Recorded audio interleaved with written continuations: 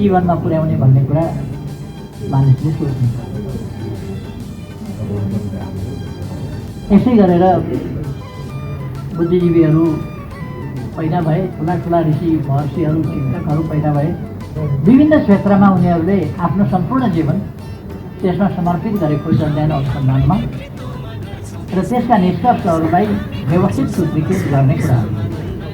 चाहे हामी अरू क्षेत्रका ज्ञानको कुरा गरौँ अथवा शिक्षा क्षेत्र, स्वास्थ्य क्षेत्र, औषधि विज्ञानको आविष्कार, रोग लाग्यो भने उपचारको कुन कुन प्रकारले रोग लाग्छ के जस्ता कुराहरू, अथवा समाज कसरी परिवर्तन हुन्छ भन्ने कुराहरू र समाजमा के गर्नुपर्छ भन्ने कुराहरू। हामी पूर्वीय दर्शन एउटा ठुलो भ्रम छ। पूर्वीय दर्शन भनेको अध्यात्मवादी दर्शन हो, आदर्शवादी दर्शन हो, खोज्दा पत्ता नलाग्ने, प्रमाणित गर्न नसकिने, मानव जातिको अस्तित्व रहिन्जेलसम्म बहस गर्दाखेरि पनि नटुङ्गिने, प्रमाणित हुनै नसक्ने कुराहरूलाई आधार बनाएर र ती कुराहरू लेखेर लेखिएका शास्त्रलाई प्रमाण माने। शास्त्र भनेको प्रमाण हो भन्ने कुरा माने। त्यसो भएपछि शास्त्र प्रमाण भइसकेपछि अगाडि बुद्धिजीवीले जुन कुरा पत्ता लगाए त्यो नै प्रमाण भयो। त्यसभन्दा पछि दुःख गरिरहनु परेन, कष्ट गर्नु परेन, कुदिनीति गर्नु परेन, किन शास्त्र नै प्रमाण हो कि होइन भनेर फेरि केही थप अध्ययन अनुसन्धानै गर्नु परेन। शास्त्र नै प्रमाण हो। जे शास्त्रले हुन्छ त्यो प्रमाण हो। जुन कुरा शास्त्रले भनेको छ त्यो प्रमाण हो, त्यसलाई नमान्ने, त्यसमाथि सन्देह गर्ने पाखण्ड हो, नास्तिक। जो आस्थावान छ, जो निष्कर्षहरूलाई मान्दैन, यस खालका कुराहरूले ज्ञानलाई झन् बढी सीमित गर्ने, ज्ञानलाई ज्ञानको रूपमा गतिशील विकासवान हुन नदिने र आफूले त्यति बेलासम्म सिर्जना गरेका कुराहरूमै यथास्थितिमा, ज्ञानलाई पनि यथास्थितिमा राखिदिएपछि समाज पनि यथास्थितिमा बस्ने हो, अगाडि बढ्ने भयो। यस्तो स्थितिमा थुप्रै बुद्धिजीवीहरूले ठुला ठुला रिभोल्युसनरी काम गरेका छन्। दुई हिसाबले रिभोल्युसनरी काम गरेका छन्। एउटा अगाडि पत्ता लगाइएका भनेका कुराहरू, अथवा अगाडि आविष्कार गरिए भनिएका कुराहरू, अथवा अगाडि यिनै ज्ञान हुन् भनिएका कुराहरू, यिनै सत्य हुन् भनिएका कुराहरूमाथि पनि फेरि तिनलाई व्यवहारको कसीमा हेर्नुपर्दछ र तिनलाई समानुकूल ढङ्गले विकास गर्नुपर्दछ। हो कि होइन सत्य असत्य हेर्न पर्दछ। यसरी हेर्दा हामी धरतीको यस भूभागको इतिहासलाई हेऱ्यौँ भने शैव दर्शनदेखि यता आएर साङ्ख्य दर्शनदेखि अथवा त्यसभन्दा अगाडिदेखि चलेका अरू दर्शनहरू, लोकायत होस्, चारवाक होस्, जनताले सहज ढङ्गले अनुभूत गरेका कुराहरू होस् र सामान्य कुराहरूलाई पनि झन्झन सत्ताका लागि बुद्धिजीवीहरूले जटिल बनाउने कुराहरू पनि भए। त्यसबाट बौद्धिक विकासमा एक खालको क्रमिक उन्नति, क्रमिक प्रगतिको सम्भावना कमजोर हुन थाल्यो। साङ्ख्यले अथवा चारवाकले अथवा अष्टवक्रले अथवा जैनले अथवा बुद्धले अथवा अरू ऋषिमुनिहरूले, दार्शनिकहरूले विभिन्न कुराहरूको आविष्कार गरे। पश्चिममा हामीले हेऱ्यौँ भने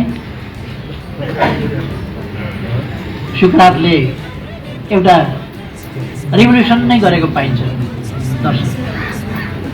र पूर्वीय हिसाबले यहाँ यो धरतीको पूर्वी भागमा हेर्ने हो भने यहाँ पनि आफ्नो विवेक बन्धक नराख्ने, विवेक नबेच्ने, विवेक प्रति निष्ठा राखेर चल्ने बुद्धिजीवीहरू निस्किए। तिनीले नयाँ नयाँ सिद्धान्तहरूको विकास गरे र समाज परिवर्तन, विज्ञानको खोज विकास प्रविधिको विकास हुँदै आयो र बुद्धिजीवीहरूको महत्त्व यस्तो छ, मैले भनिरहनु पर्ला जस्तो लाग्दैन। बुद्धिजीवीहरूले समाज बिगार्न पनि सक्छन्, बुद्धिजीवीहरूले समाज बनाउन पनि सक्छन्। हिगेल एउटा ठुला दार्शनिक, ठुला बुद्धिजीवी। हिगेलको दर्शन र बौद्धिकताले जर्मनीलाई पङ्गु बनायो। नित्से अर्को विद्वान हुन्। नित्सेको दर्शनले जर्मनीलाई जुर्क उठाएर परिवर्तन। हिगेलले तिमी नियन्त्रित छौ, कुनै शक्तिबाट नियन्त्रित छौ, त्यो शक्तिको नियन्त्रणबाट तिमी चल्छौ भन्ने दर्शन राख्यो। अदृश्य अलौकिक केही शक्ति छ जसले यो सम्पूर्ण रचना गरेको छ र सम्पूर्ण चराचर चलाएको छ। जो पूर्वीय दर्शन विकृत हुँदै जाँदाखेरि पनि त्यही मान्यतामा पुगेकै थियो, त्यस्तै गरेर हिगेलले पनि चलाएका थिए। तर त्यसबाट मानिस के भएको थियो भने स्वतन्त्र भएको थिएन। मानिस स्वतन्त्र भएको थिएन। मानिस के मान्थ्यो भने आफू कतैबाट नियन्त्रित छु र आफूले जे गरिरहेको छु, कतैको आदेश निर्देशमा गरिरहेको छु र जे मेरो क्षमता हो त्यो तोकिएको क्षमताको सीमाभित्र मात्रै म गर्न सक्छु। त्यसकारण मैले धेरै मेहनत गर्नुको केही अर्थ छैन। निर्धारणकर्ताले जे दिन्छ त्यही हुन्छ। यही दर्शन छँदै थियो। नित्सेले एउटा विद्रोह गरे। नित्सेले विद्रोह गरेपछि तिमी पहिले स्वतन्त्र हौ, कसैको कुनै प्रकारको दृश्य अदृश्य कुनै शक्तिको नियन्त्रणबाट मुक्त हौ। पहिले तिम्रो दिमाग मुक्त गर कि म नियन्त्रित छु र म नियन्त्रित हुनुपर्छ। मेरा चिन्तनहरू नियन्त्रित, मैले देखेको सत्य होइन, मैले बुझेको सत्य होइन। मान्छे जन्मिँदा उस्तै जन्मिन्छ, तर उस्तै जन्मिएका मान्छेहरूमा भेदभाव हुन्छ। कोही कहाँ पुग्छ, कोही कहाँ पुग्छ, कोही कस्तो अवस्थामा पुग्छ, कोही कस्तो अवस्थामा। भने यो अनुचित छ भन्ने देख्दा देख्दै पनि बुद्धि छोड, बुद्धि छोडेर विश्वास गर। किनभने शास्त्रले यो कुनै अदृश्य शक्तिको लीला भनेको छ, त्यसलाई जुनसुकै नाम छ। यो कुराबाट मुक्त हौ, स्वतन्त्र हौ। र उनले जर्मनीमा एउटा घटना पनि भएको थियो। नित्से युनिभर्सिटीमा पढाउँथे। उनले एक दिन आफ्ना शिष्यहरूसहित एक हातमा एउटा कठपुतली, परालको कठपुतली, एक हातमा एउटा लाठी लिएर उनी सडकमा निस्के र सडकमा पुगेर उनले त्यो कठपुतलीलाई बेसरी पछाडे, चौबाटोमा पछाडे र भने के गरेको गुरु? सबै छक्क परे। कलम हातमा हुने गुरु लाठी लिएर आएका छन्। अलिक भाइलेन्ट मुडमा देखिन्छ, हिंसात्मक मुडमा देखिन्छ। एउटा परालको कठपुतली बेसरी पछार्दैछन्। के तमासा गरे गुरु? के भयो भनेपछि उनका विद्यार्थीहरूले सोधेपछि नित्सेले भने, तिमीहरू जो अदृश्य शक्ति, आफू सबैलाई सञ्चालन गर्ने अदृश्य शक्ति भनिरहेका छौ, त्यो अदृश्य शक्ति आज म त्यसको हत्या गर्दैछु। मैले पछाडै अब यो घाइते भयो, अब म यसलाई चुटेर मार्छु भनेर उनले लाठीले बेसरी चुटेर त्यो परालको कठपुतली धुलो धुलो बनायो। अनि भने अब तिम्रो अदृश्य शक्ति, अलौकिक शक्ति, परम शक्तिको अन्त्य भयो। तिमीहरूको रक्षा गर्ने पनि कोही छैन, तिमीहरूलाई हेर्ने पनि कोही छैन, तिमीहरूलाई बिगार्ने पनि कोही छैन, अथवा तिमीलाई सीमाभित्र राख्ने पनि कोही छैन, तिम्रा सीमा निर्धारण गरिदिने पनि कोही छैन, तिम्रो भाग्य कोरिदिने पनि कोही छैन, तिमीलाई ठुलो बनाउने पनि कोही छैन, सानो बनाउने कोही छैन। तिम्रो जर्मनी 16 टुक्रामा बाँडिएको छ, त्यसलाई एकीकरण गर्ने पनि कोही छैन। अब के गर्छ? अब यस उपरान्त के गर्छौ? छैन कोही। अब तिमी अलपत्र छौ, एक्लै छौ, तिमी स्वतन्त्र छौ, तिम्रो प्रोटेक्टर छैन। अब के? तिम्रो मार्गदर्शक नै छैन, तिमीलाई अदृश्य ढङ्गले नियन्त्रण गर्ने पनि कोही छैन। त्यसपछि के गर्छौ?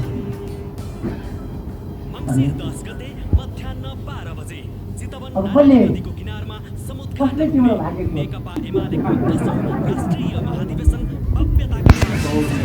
अलिकति फरक ढाँचामा अहिलेको कुरा नगरौँ। अहिले पनि बुद्धिजीवी बिग्रिएर स्वस्त्री गिरिराज मणि चक्र चुडामणिवाला बुद्धिजीवी पनि देखिन्छ जो विवेक बेचिरहेका छन्, इमान बेचिरहेका छन् र उल्टो बाटो। प्रश्न महत्त्वपूर्ण के हो भने बुद्धिजीवी भनिन्छ नि, बुद्धि केका लागि? दुईटा कुरा छ, देशका लागि बुद्धि, समाजका लागि बुद्धि कि पेटका लागि? देश र समाजका लागि बुद्धि हो भने बुद्धिजीवी भयो, बुद्धिवाल भयो। पेटका लागि मात्रै हो भने बुद्धि व्यापारी।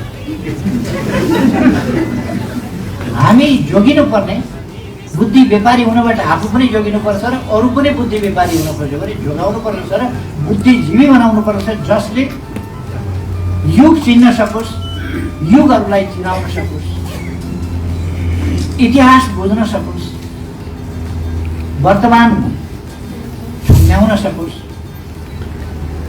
भविष्य देख्न सकोस्। यस प्रसङ्गमा हामी देख्छौँ कार्ल मार्क्स भन्ने एकजना बुद्धिजीवी, एकजना जर्मनीका बुद्धिजीवी, जर्मन व्यक्ति। त्यस बेला नागरिक भन्ने शब्द फेरि देख्न थाल्छ नि। हुन त एथेन्सतिर ग्रिसतिर उहिलेदेखि नागरिक भन्ने शब्द थियो, तर जर्मनीमा थियो कि थिएन थाहा छैन, अथवा थियो भने पनि नागरिक भन्दा पनि नागरिकता चाहिँ लिँदै थाहा छैन मलाई त्यसमा। तर कार्ल मार्क्स भन्ने एकजना बुद्धिजीवीले दुनियाँहरूलाई दिए अर्थशास्त्रको नयाँ व्याख्या, दर्शनको नयाँ व्याख्या, त्यस दर्शनअनुसार अर्थशास्त्रको नयाँ व्याख्या, त्यस दर्शनअनुसार समाजको व्याख्या विश्लेषण। र उनले भने बुद्धिजीवीले समाज हेर्ने मात्रै हो, साधारणतया बौद्धिक निष्कर्षहरू समाजका दर्पण मात्रै होइन, पथ प्रदर्शक र मार्गदर्शक हुनुपर्छ। यो समाजको ऐना मात्रै होइन कि समाजको प्रतिबिम्ब देखाउँछ भन्ने मात्रै होइन कि समाजलाई गाइड पनि गर्नुपर्छ, जस्तो धेरै बुद्धिजीवीहरूले गरेका छन्। योगकै सन्दर्भमा कुरा गरौँ अथवा हामी औषधि विज्ञानको सन्दर्भमा गरौँ, सुश्रुत संहिताको सम्बन्धमा कुरा गरौँ, चरक संहिताको बारेमा कुरा गरौँ, अथवा दार्शनिक सन्दर्भमा अष्टवक्र दर्शनका कुरा गरौँ, चारवाक दर्शनका कुरा गरौँ या अरूका कुरा नबुझेर आलोचना त मार्क्सवादको पनि गर्छ। अब कोही कोही त स्वस्त्री गिरिराज मणिवाला छन्, फेरि त्यसबाट हामी चाहिँ स्पष्ट गर्नुपर्छ।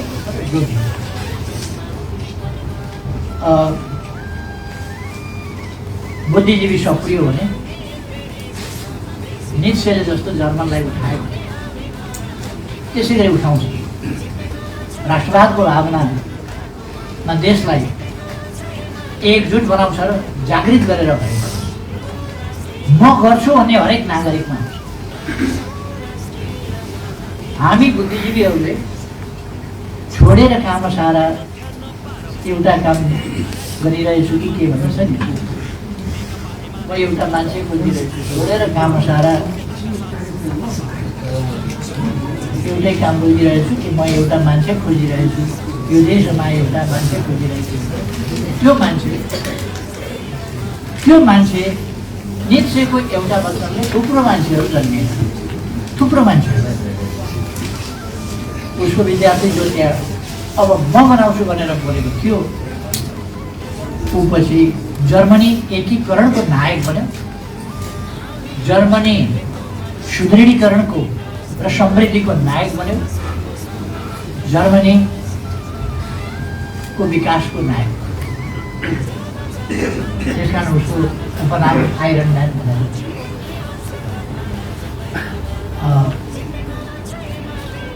त्यस्तै हामीले अरू मान्छे खोजेर होइन, आफूले सही दृष्टिकोणहरू, सही विश्लेषणहरू एउटा पक्षमा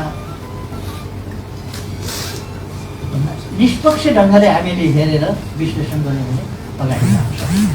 अर्को म बुद्धिजीवी साथीहरूलाई के आग्रह गर्न चाहन्छु भने साधारणतया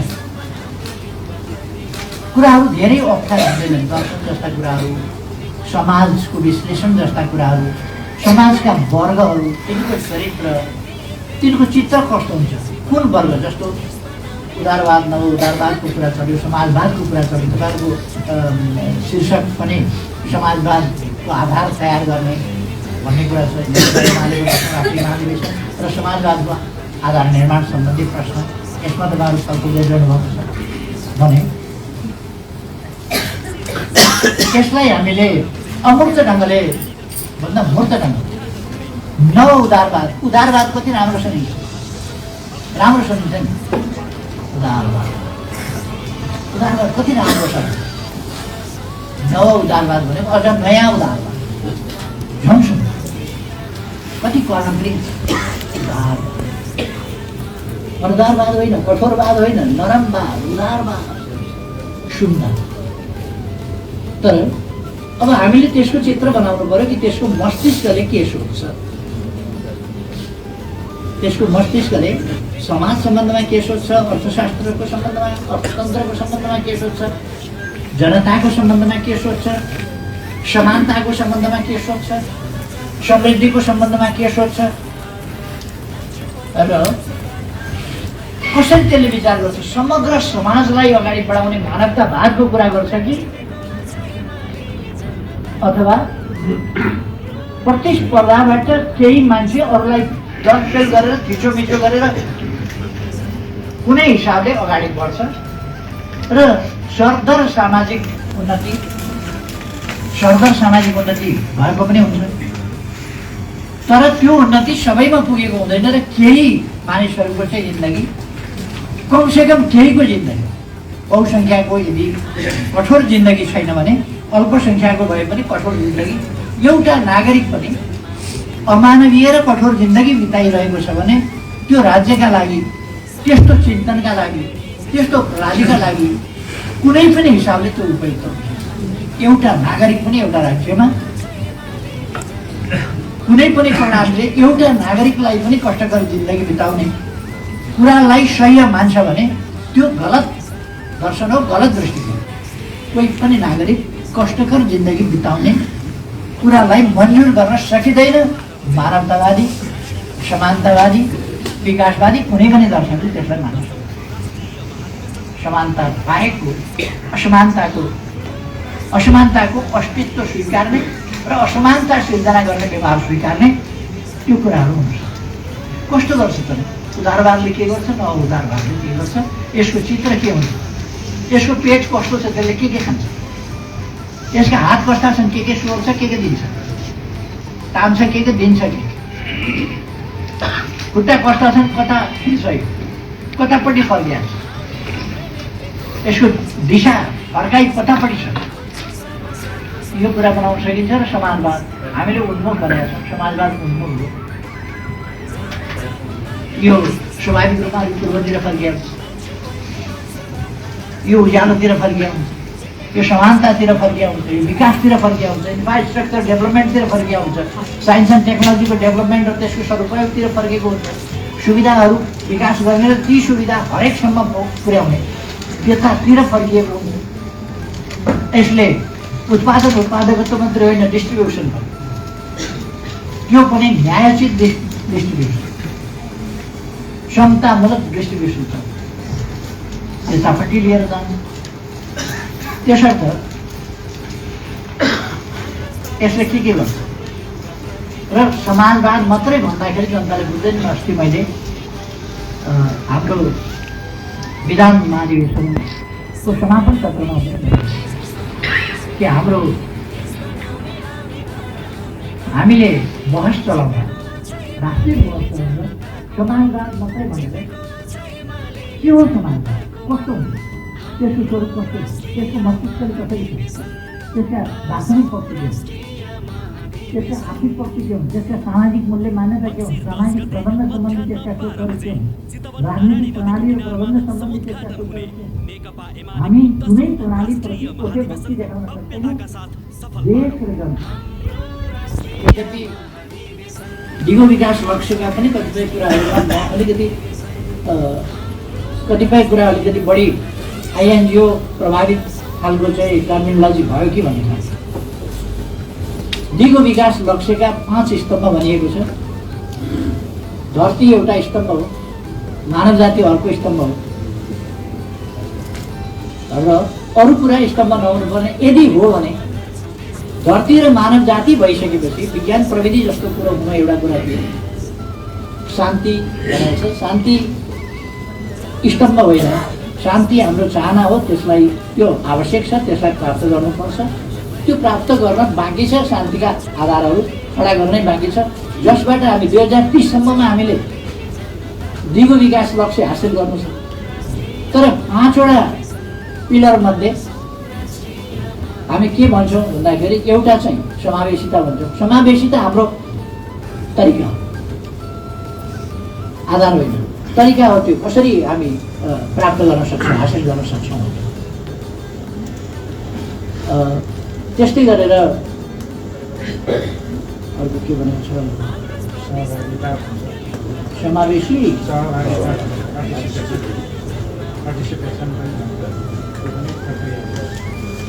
एउटा धरती, मानव जाति, शान्ति, समृद्धि। समृद्धि त हामीले हासिल गर्ने कुरा हो नि। त्यसकारण त्यो आउटपुट हो। र त्यो दिगो विकास लक्ष्य भनेको के हो भन्दाखेरि विकासको लक्ष्यलाई हामीले एउटा लिमिटसम्मको एउटा रेखा कोर्यौँ। जस्तो इतिहासलाई नाप्दाखेरि हामीले एडी भनेर एउटा समयलाई चाहिँ धरपत तानिन्छ, त्योभन्दा उता त्योभन्दा यता हो। त्यस्तै दिगो विकास लक्ष्य यो लेभलसम्म भनेर प्यारामिटर दिएर गरियो र त्यहाँसम्मको समृद्धि हासिल गर्ने कुरा गरियो भने मुख्य रूपमा धरती र मानव जाति स्तम्भ हुन्छ। अरू कुराहरू हाम्रा कोही गन्तव्य, कोही माध्यम, कोही तरिका हुन सक्छ। जे होस्, हामीले हाम्रा विकास समाजवाद के हो भन्ने कुरालाई सहज सरल भाषामा हामीले अन्यत्र प्रयोग भइआएको भाषामा, हाम्रो भाषामा, हाम्रा जनताले प्रयोग गरिआएका भाषामा र तिमीले बुझ्ने खालको भाषा कसरी हामी त्यसलाई रूपान्तरण गर्छौँ। समृद्धि सहितको के अरे समानता सहितको विकास, सामाजिक न्याय र समानता सहितको विकास नै समाज। यदि संक्षिप्तमा भन्ने हो भने सामाजिक न्याय र समानता सहितको यसका व्याख्या अधिकारको प्रश्नमा हुन सक्छ, विकासको सन्दर्भमा हुन सक्छ, अधिकारसम्म पहुँच त्यसको पुग्ने अवसरको कुरा हुन सक्दछ, अथवा सामाजिक न्याय र समानताको कुरा हुन सक्दछ, सुरक्षाको प्रत्याभूतिको कुरा, निर्भय वातावरणको कुरा हुन सक्दछ, अथवा सम्मानित जीवन, सम्मानजनक जीवन जिउन पाउने कुरा हुन सक्दछ। यी कुराहरू सहितको यी कुराहरू हुन आधार। र हामीले एउटा समृद्धिमा मात्रै जोड दिइरहेका छैनौँ र समृद्धि मात्रै काफी होइन, समृद्धि मात्रै भन्छु नेसनल प्रस्पेरिटीको मात्रै कुरा गर्नु भनेको फेरि यसले पुँजीवादतिर, फेरि यसले असमानतातिर, विभेदतिर गराउन सक्छ। त्यसकारण हामीलाई समृद्धि मात्रै होइन, जनताको सुखको प्रत्याभूति चाहियो। समृद्धि एकातिर थुप्रिने अनि पर क्यापिटल इन्कम र जिडिपीमा मापन गरिने अनि जनताको एउटा सेक्सन हुनसक्छ त्यो अहिले जस्तो 18% गरिबी छ भने त 82% त गरिबीबाट मुक्त भयो। 82% गरिबीबाट मुक्त हुँदा पनि 18% मुक्ति भएको छैन, गरिबीबाट मुक्त भएको छैन भने बडो दुःखको र चिन्ताको।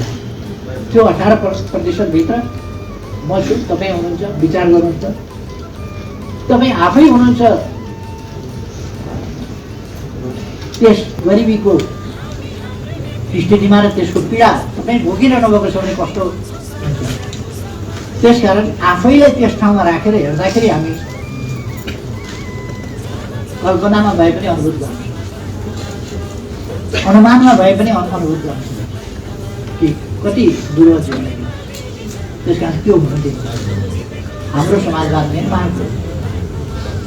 अब यस दिशामा हामी आर्थिक क्षेत्रमा के, राजनीतिक प्रणालीमा के, राजनीतिक प्रणालीका राज्यका विभिन्न अङ्गहरूको भूमिका कस्तो, यी कुराहरू राजनीति, राज्यका अङ्गहरू, राज्यका अङ्गमा जनसहभागिता अथवा अरू त्यसका पक्षहरू होला नि। अर्को अर्थतन्त्रको पक्ष होला, अर्को अर्थतन्त्रको विकासका लागि विज्ञान र प्रविधिको भरपुर विकास र प्रयोग हो। हामीले टेक्नोलोजी ट्रान्सफर गरेर ल्याउने मात्रै होइन, टेक्नोलोजी डेभलप हामीले आफैले गरिरहेका छौँ र गर्नुपर्छ। अहिले हाम्रा साइन्टिस्ट, हाम्रा टेक्निसियन्स उहाँहरू लाग्नु भएको छ साइन्स र टेक्नोलोजीको विकास आफैले गर्न, र हामी आफै पनि गर्छौँ। किनभने पहिले त साइन्स एन्ड टेक्नोलोजीको विकास त यहीँ भएको थियो नि, धरतीको यसै भूभागमा भएको थियो जहाँ अन्यत्र अन्धकार थियो। त्यस बेला यहाँ भएको, चाहे साहित्यको भनौँ, चाहे संस्कृतिको भनौँ, चाहे कलाको भनौँ, चाहे अरू कुराहरूको भनौँ, यहाँ जे विकास भएको थियो बाँकी दुनियाँमा त विकास भएको थिएन। यस स्थितिमा हामीले समाजवाद निर्माण त्यसका आधार तयार गर्छौँ र त्यसतर्फको यात्रा भनेको के हो? कम्युनिस्ट आफूलाई भनिहाल्यो। त्यसकारण यदि यस धरतीमा अर्को कुनै सत्य छ भने अहिले कम्युनिस्ट छोडेर त्यो सत्य हो। यदि अर्को कुनै सत्य छ र अर्को कुनै सत्य छ भने त्यो देखाउन, त्यसमा बहस गर्न दुनियाँका कुनै बुद्धिजीवी कसैले छानेर पठाउँछ भने पनि म तयार छु। समाजवादभन्दा श्रेष्ठ, जनपक्षीय र समानताको सिद्धान्तभन्दा श्रेष्ठ, मानवतावादी सिद्धान्तभन्दा श्रेष्ठ, शान्तिको सिद्धान्तभन्दा श्रेष्ठ अर्को सिद्धान्त छैन। हो त्यसमा हामी विश्वास गर्छौँ र गर्छौँ। त्यस कारण ढुक्क भएर हामी काम गर्न सक्छौँ, बहस गर्न सक्छौँ, तर्क गर्न सक्छौँ, प्रमाणसहित तर्क गर्न सक्छौँ र हामी विश्वास गर न यो कुरामा भन्दै परीक्षण गर, प्रयोग गर, हेर, जाँच, यसमा विश्वास गर्नु। यदि हामीले समाजवाद उन्मुख ढङ्गले गयौँ भने विकास कसरी हुँदो रहेछ भन्ने कुरा हामीले हेऱ्यौँ। राष्ट्रियताको सम्बन्धमा हेऱ्यौँ। पहिलोपल्ट म प्रधानमन्त्री हुने बित्तिकै हामीले उत्तरतिरबाट पनि ट्रान्जिट एग्रिमेन्ट गऱ्यौँ, पार्वन र यातायातको एग्रिमेन्ट गऱ्यौँ, नाकाहरू खोल्यौँ र भूपरिवेष्टित देशलाई भूपरिवेष्टितबाट मुक्त एउटा मात्रै देशबाट तिनतिर घेरिने, अर्कातिर बाटै गर्छ। त्यो स्थितिमा एउटा मात्रै देशबाट घेरिएको, भूपरिवेष्टित होइन नि, एउटा देशबाट घेरिएको त्यो स्थितिमा हामी थियौँ भने एउटा देशबाट होइन घेरिएको। हामीसँग वैकल्पिक त्यसो भइसकेपछि हामी नाकाबन्दी अगाउनु। नाकाबन्दी हुन सक्दैन भन्नका लागि मैले त्यस बेला पर्याप्त हुँदैन तर 200 ट्याङ्कर ल्याएर, पेट्रोलियम 200 ट्याङ्कर ल्याएर देशको आवश्यकता पुरा हुन्छ र तर इतिहासमा पहिलोपल्ट एउटा पनि ट्याङ्कर आएको छैन। हामीले 200 ट्याङ्कर लिएर एउटा बनाएको, अर्कोतिर पनि 6 बाँच्छ र हामी अब खोल्ने विश्वास गर्छौँ।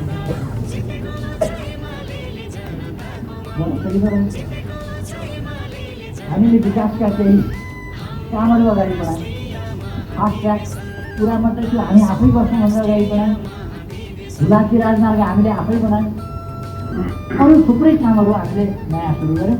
दोस्रोपल्ट म प्रधानमन्त्री भएपछि 3.5 वर्षको समयमध्ये 2 वर्ष कोभिडले हामीलाई त्यसका बावजुद हाम्रो अर्थतन्त्र, हाम्रो विकास निर्माण, समाजवादका आधार तयार गर्ने कतिपय कुराहरूमा गति मन्दता आयो। कोभिडले हामीले मेडिसिन्स पाउन सकेनौँ, हामीले बिरामीहरू कारिगरहरू उपलब्ध हुन सकेनन् होला, केही समय अप्ठ्यारो पनि गर्नु पर्यो। तर फेरि पनि हामीले काम अगाडि बढायौँ र अभूतपूर्व असाधारण ढङ्गले ऐतिहासिक ढङ्गले कामहरू भए उपलब्धि गेम चेन्जर हुन्छ। एउटा युग परिवर्तनकारी अनेक क्षेत्रमा हामीले युग परिवर्तन कन्सेप्ट नै मान्छ। हाम्रो त आकाशमा हाम्रो स्पेस रेन्ज हामीले हाम्रो समयमा कमसेकम धरतीको अर्बिट क्रस गरेर अन्तरिक्षमा हामी प्रवेश गऱ्यौँ, न्यानो भए पनि सेटेलाइट भयो। त्यो हाम्रै समयमा नारायणी बगै थियो नि त। ढुङ्गा त पुर्खाको पालादेखि चल्थे, तर स्टिमर किन चलेन भन्दा त्यो कन्सेप्ट आएन। हामीले कन्सेप्ट इनल्यान्ड वाटर वेजको कुरा गऱ्यौँ। समुद्र सबैको हो, तर हामी पानी जहाज समुद्रमा छ, त्यो अलिकति गर्न सकिएको छ। स्विजरल्यान्ड ल्यान्डलक कन्ट्री, तर उसँग कति चलिरहेको छ, उसले त्यसबाट कत्रो ठुलो आर्जन गरेको छ। मङ्गोलिया जस्तो देशले कत्रो ठुलो आर्जन गरेको छ। त्यस कारण हामी समुद्रमा पानी जहाज चलाउन सक्दैनौँ। सक्छौँ नि, अवश्य सक्छौँ। 35-40 करोड 50 करोडमा पानी जहाज, राम्रै पानी जहाज छ। ती पानी जहाजहरू हामी किन चलाउन सक्छौँ? नेपालले आफ्नै झन्डा लिएर पेसिफिक, एटलान्टिक र इन्डियन ओसन पानी जहाज चलाउँछ। त्यो नयाँ कन्सेप्टका साथ हामी अलिकति एउटा देशको घेराबन्दीमा खुम्चिएर बस्ने होइन, त्यसभन्दा बाहिर जान सक्छौँ भन्ने हामीले स्थापित गर्यौँ। धरतीको स्पेस अर्बिट तोडेर बाहिर स्पेसमा अरू गएका छन् भने हामी पनि जान सक्छौँ। र हामीले हाम्रो स्पेस अहिले हामीसँग अन्तरिक्षमा हाम्रो सेटेलाइट उडाउने स्पेस छ। त्यो स्पेसको हामीले बन्दोबस्त गरेका छौँ। पहिले स्पेस हुनामेना गयो, अर्कैले प्रयोग गरिराख्या, अर्कैले अकुपाई गरिराख्या, त्यसलाई हामीले फिर्ता स्पेस खालि यहाँ जमिनको नक्सा मात्रै हामीले सामेल गरेर आफ्नो भूभाग मात्रै सामेल गरेका होइनौँ। हाम्रो हक समुद्रमा, हाम्रो हक स्पेसमा, हाम्रो हक धरतीमा, हाम्रो हक हामी हाम्रो धरतीमा छोड्दैनौँ, हाम्रो हक हामी समुद्रमा छोड्दैनौँ र हाम्रो हक हामी अन्तरिक्षमा छोड्दैनौँ। यसले नेपाली समाजको मनोविज्ञान, हाम्रो देश सानो छ भने हामी स्पेसका कुरा गर्छौँ। आज हाम्रो देश सानो छ भने हामी एटलान्टिकका कुरा गर्छौँ, पेसिफिकका कुरा गर्छौँ, इन्डियन ओसनका कुरा गर्छौँ। त्यसकारण हाम्रो क्षेत्र आज हामी कुटो कोदालोको मात्रै कुरा गरिरहेका छैनौँ, झिकेर जाँतोको कुरा गरिरहेका छैनौँ। आज हामी विज्ञान र प्रविधिको कुरा गरिरहेका छौँ, टेक्नोलोजीको कुरा गरिरहेका छौँ। त्यस कारण यी सबै कुरा कसरी चाहिँ द्रुत गतिमा अगाडि बढाउने त्यो कुरा हो। एउटा म बुद्धिजीवी साथीहरूलाई आग्रह गर्न चाहन्छु, एउटा पोखरातिर कता मदन कृष्णले फिल्माएको एउटा फिल्म हो कि के हो त्यो, नीला आँखा खैरो कपालै के देखा। हाम्रो भक्ता चाहिँ नीला आँखा खैरा कपालो देखेपछि के किन विद्वान छ जस्तो, के किन जान्दछ जस्तो त्यो खालको अलिकति हामीलाई पर्छ। यो कुनै क्राइटेरिया होइन। कसैका रङ कस्ता हुन्छन्, कसैका रङ कस्ता हुन्छन्। यो छालाको रङले, कपालको रङले, आँखाका रङले कुनै पनि फरक पार्दैन। एउटा कुरा के फरक पार्छ भने कसको जिन कस्तो, कुन जिनबाट आएको, कुन जिन। हाम्रा पूर्वजहरू विद्वान थिए, अन्वेषक थिए, अनुसन्धाता थिए। त्यसकारण हामीसँग विद्वान पुर्खाको जिन छ। मैले धेरै ठाउँमा भन्ने गरेको छु, आज बुद्धिजीवी साथीहरू जुन ठाउँमा बौद्धिकता आर्जन गर्नुभएको छ त्यसको प्रयोग गर्नुभएको छ, म दावा साथ भन्छु यहाँहरूले मेहनत गरेर यो हासिल गर्नुभएको छ। तर यहाँको मेहनतको योगदान यसमा करिब 2%, 1% अथवा त्योभन्दा कम होला। पूर्वजको धेरै, त्योभन्दा बढी 98% बढी पूर्वजको छ, जो जिनबाट हामीले प्राप्त गर्छौँ। मैले बुद्धिजीवीहरूसँगकै एउटा इन्टरेक्सनमा भनेको थिएँ, तपाईँको छोरा जन्मिएला, छोरी जन्मिएला वा नाति जन्मिएला, त्यसै दिन जन्मिएको भैँसीको पाडोलाई पनि बोर्डिङसँगै उही खाना खुवाएर राख्नुहोस्, उही पाल्नुहोस्, उसै गरी बोर्डिङ हालिदिनुहोस्। 5 वर्षपछि तपाईँको छोराछोरी नाति नातिनी के हुन्छ, भैँसीको पाडो के हुन्छ हेर्नुहोस्। पूर्वजको योगदान के रहेछ भन्ने कुरा के छ? पूर्वजको योगदान आफ्नै पालना आफूले मात्रै गर्दा हुन्थ्यो भने भैँसीको पाडोले पनि त बोर्डिङ त पाएको छ नि। तर पूर्वजको मेहनत त्यति परेन, पूर्वजको मेहनत परेन, पूर्वजको मस्तिष्क त्यस्तो डेभलप हुन सकेन, प्रकृतिले त्यो दिएन। त्यसकारण प्रकृति र पूर्वजको कुरा बिना आफ्नो मात्रै हुँदैन। मैले गीत गाउँछु भन्ने हुन्छ र जति वर्ष सिकेँ पनि मलाई प्रकृतिले दिएको छैन। तर के भने मानिसमा अलिकति फरक हो, गाउन नसकिने नै भन्ने कुरा त होइन। मान्छेले चाहिँ थाहा पाउँछ, भैँसीले थाहा पाउँदैन। राम्रो गायकले गाएको र मैले गाएको, नारायण गोपालले गाएको र मैले गाएको भैँसीलाई थाहा पाउँछ। मान्छे सचेत भएको हुनाले त्यसले थाहा पाउँछ। हाम्रा पूर्वजहरूको दिन हामी कहाँ आएको छ, जो अध्ययन, अनुसन्धान, खोज, प्रयोग, परीक्षण गर्थे, तिनीहरूको जिनले हामीलाई त्यस कुरामा सजिलैसँग हाम्रा राउटीहरू एक समयका शासक, त्यसकारण ल्याएर स्कुलमा पढायो भने एकैचोटि ती बिना रुकावट, बिना हकम पिएचडी हुन्छन्, ती इन्जिनियर हुन्छन्, ती डाक्टर हुन्छन्, ती पाइलट हुन्छन्, तिनीका छोराछोरी। किनभने उनीहरूसँग पूर्वजको जिन छ। र जिन यस्तो चिज हो, एउटा कुनै चिजको बिउ सुकेको हुन्छ, सुकिरहेको हुन्छ, तर त्यो मरेको हुँदैन। अनि त्यो बिउलाई माटोमा लगेर यसो राखिदिने हो भने उसले अलिकति ओस, अलिकति पानी केही पाएपछि त्यसबाट ऊ उम्रिन्छ र त्यो उम्रिएर त्यसले उम्रिँदा कस्तो टुसो पलाउनु पर्छ, कसरी पलाउँथे उसका पुर्खा सम्झिन्छ।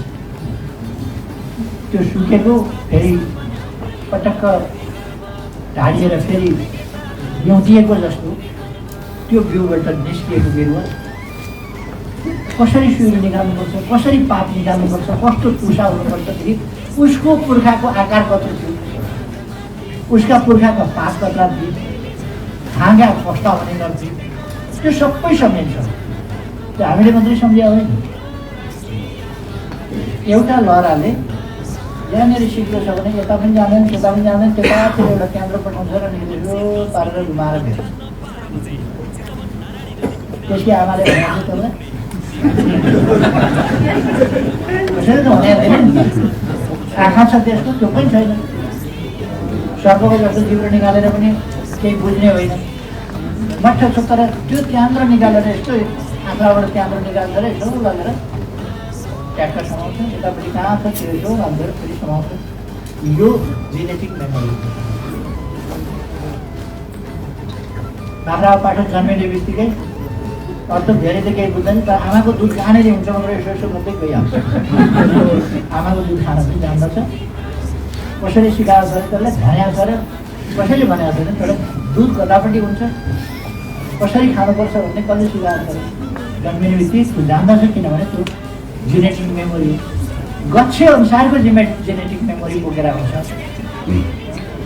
त्यो जेनेटिक मेमोरी मानिस चाहिँ बहुत असाधारण ढङ्गले बोकेर आउँछ। खालि पुर्खासँग अनुहार मात्रै मिल्ने होइन, त्यो ब्रेन पनि कार्बन तत्त्वले ब्रेनलाई पनि त्यसै गरी मजबुत बनाइरहेको हुन्छ। त्यो जेनेटिक मेमोरी त्यसलाई अलिकति मात्रै हामीले सिस्टमेटाइज गर्थ्यौँ, अलिकति गोडमेल गरिदिने, अलिकति पानी हालिदिने, अलिकति मल दिने हो भने पिएचडी सजिलै गरिहाल्छ। खालि त्यो अवसर चाहिँ हुनु पर्यो। जेनेटिक मेमोरी के गर्ने, ढुङ्गामाथि लगेर राखिदिनु भने बिरुवाले जेनेटिक मेमोरी सम्झेर के गर्ने, ढुङ्गामाथि राखिदिएको छ, जेनेटिक मेमोरी त्यहाँनिर बस्छ। त्यसकारण त्यो जेनेटिक मेमोरी, त्यो पोटेन्सियल, त्यो प्रस्फुटित हुने, त्यसले अवसर पाउने गरी हामीले हाम्रो जनतालाई बुझिने भाषा,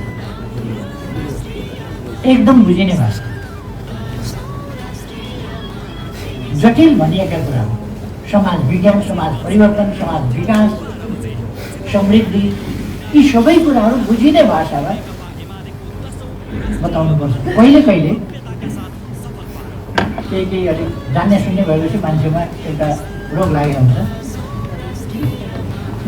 गाउँमा गएर किसानलाई सम्झाउँदा आधा अङ्ग्रेजी मिसाएर सम्झाएपछि अब गाउँको किसानले बुझेकै हुँदैन के भाषा बोल्छ, घरिघरि नेपाली सुनिन्छ, त्यसबाहेक नेपाली सुन्दैन, अनि कसरी बुझ्ने हो? बिल्कुल प्राविधिक, उसले पढ्दाखेरिका शब्दहरू टेक्निसियनले बताइराखेको हुन्छ, त्यो त उसले त पढाएको छैन त्यो कुरा, त्यस कारण बुझ्दैन। बुझ्ने भाषामा कसरी बताए? औषधिका नाम जस्ता केही अत्यन्त टेक्निकल कुरा जसलाई बदल्न सकिँदैन बाहेक आफ्नो तरिकाले बुझ्ने गरी बताउनु पर्छ। तर कस्तो हुन्छ भने साधारण कुरालाई पनि कहिले कहिले बौद्धिक क्षमताले त्यसलाई गुरुवा बनाउँछ। हाम्रा बुद्धिजीवीहरूले कस्तो गरिदिन्छन् भने साधारण एउटा दर्शन दिन्छ, पानी कसरी पर्छ भन्दा बादल आएर पर्छ, बादल आउँछ अनि पानी पर्छ, सर्वसाधारण सबैले बुझेको यो फिलोसफीको कुरा। पानी कसरी पर्छ, बादल आउँछ, पानी पर्छ, यो एउटा दार्शनिक कुरा। अब बुद्धिजीवीको हातमा परेपछि किसानसँगै बसेर उसको माथितिर हेर्छ, बादल भगवान् इन्द्र, पानी पार्नुमा भगवान् इन्द्र। अब किसानले पनि हेर्छ भगवान् इन्द्रसिन्द्र के पनि देख्छ। म चाहिँ पढे लेखा रहेछु नभएको हुनाले भगवान् इन्द्र पनि देख्दिनँ भनेर खुइया गर्छ, इन्द्र देखेन, बादल मात्रै छ त्यहाँ। त्यो किसानले खुइया गरेर देखेपछि बुद्धिजीवीले आफ्नो सफलता मानेर अलिकति थप्छ, ऐरावत हात्तीमा सवार भएको छ। किसान फेरि हेर्छ ऐरावत हात्ती कता, साह्रै बाटपटिन्छ। त्यो मेरो बुद्धिले भ्याउने कुरा होइन रहेछ। अनि बुद्धिजीवीले थपिदिन्छ, हातमा वज्र धारण गरेको छ भगवान् इन्द्रले। यसो हेर्छ फेरि न हात्ती, न ऐरावत, न इन्द्र, न वज्र, केही छैन। त्यसै बेला चट्याङ गरेर सुन्यौ, देख्यौ होइन त, चट्याङ वज्र भन्दै थियो, हो त रहेछ। अब व्याख्या गरिदियो किन चट्याङ पर्छ, त्यसलाई पनि अब व्याख्या गर्छु।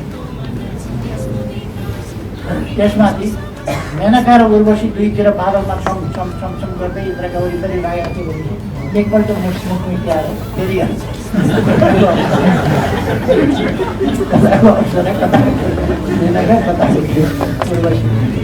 अनि आफूलाई लाटो छान्छ। त्यो दर्शन बुझिने कुरा भएन। बुझेको साँचो चाहिँ दर्शन के हो भने उसले सुरुमा जे बुझाएको थियो, बादल आयो, पानी आयो, यथार्थ दर्शन त्यति हो। बुद्धिजीवीले त्यसलाई चाहिँ अब कानक बनाएर जटिल।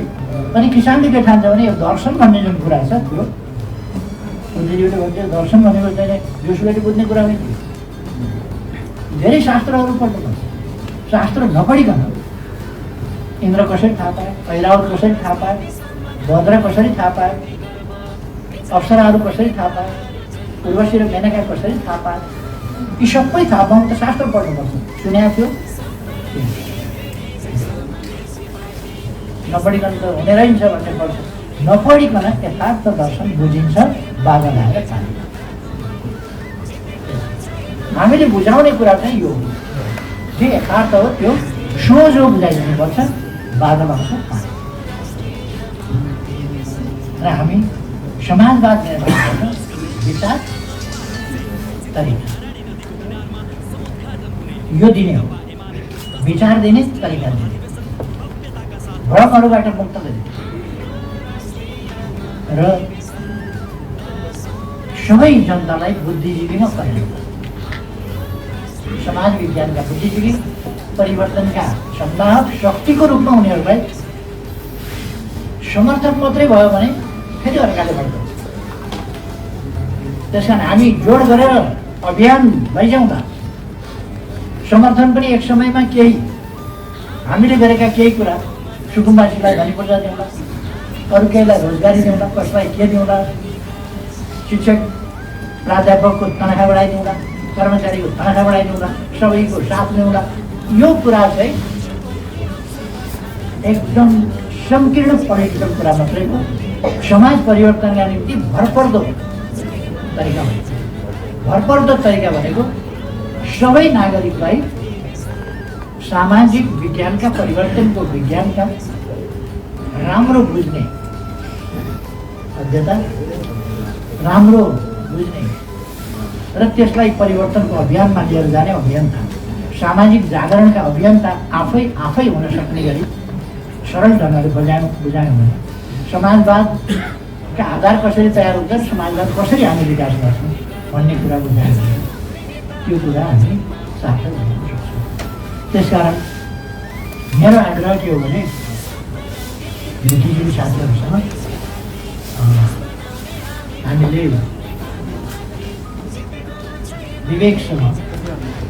विवेकबाट अथवा आफ्ना वास्तविक निष्कर्षबाट, स्वार्थका निष्कर्ष होइन, सत्यका निष्कर्षहरूबाट निष्कर्ष दुई प्रकारले निकालिन्छ। एउटा स्वार्थ कहाँबाट हुन्छ, कहाँबाट पुरा हुन्छ भन्ने हिसाबका निष्कर्ष, अर्को सत्य के हो भन्ने सत्यको निष्कर्ष अवलम्बन गरेर हामी अगाडि बढ्यौँ भने आखिर विचार ल्याउने त बुद्धिजीवी हो, चिन्तन गरेर हो विचार ल्याउने, विश्लेषण गरेर हो विचार ल्याउने। सिद्धार्थ गौतमका पिताजी शुद्धोधन राजपाट गर्थे, तर सिद्धार्थ गौतमले जस्तो चिन्तन गरेनन्, त्यसकारण उनी बुद्ध भएन, छोरा बुद्ध भए सिद्धार्थ। शुद्धोधन किन बुद्ध भएन भन्दा उनले राजपाट गरे, चिन्तन गरेन। बुद्धले राजपाट गरेन, चिन्तन। त्यसकारण चिन्तनबाट कसरी शुक्रादले विचारहरू निकाले, सत्यमा निष्ठा राख्यो भने, सत्यको अमल गर भने, असत्यसँग नजिक भने, त्योभन्दा हजारौँ वर्ष अगाडि हाम्रा दार्शनिकहरूले कसरी त्यो कुरा भने, कसरी कपिल मुनिले भने, अरू दार्शनिकहरूले कसरी भने। तर पछिल्लो समय जतिखेर हामी अघि मैले नेत्सेको कुरा गरिराखेको थिएँ, नेत्सेको कुरा गरिरहँदा त्यसै समयक्रममा कार्ल मार्क्स अर्को एउटा भयानक वैचारिक दार्शनिक आन्दोलन लिएर, चेतनाको एउटा नयाँ ज्योति लिएर अगाडि बढिरहेका थिए, जसले दुनियाँलाई चाहे पुँजीवादका नाममा होस्, चाहे समाजवादका नाममा होस्, दुनियाँलाई परिवर्तन गर्न असाधारण योगदान गर्यो। पुँजीवाद आज हिजोको पुँजीवाद रहेन।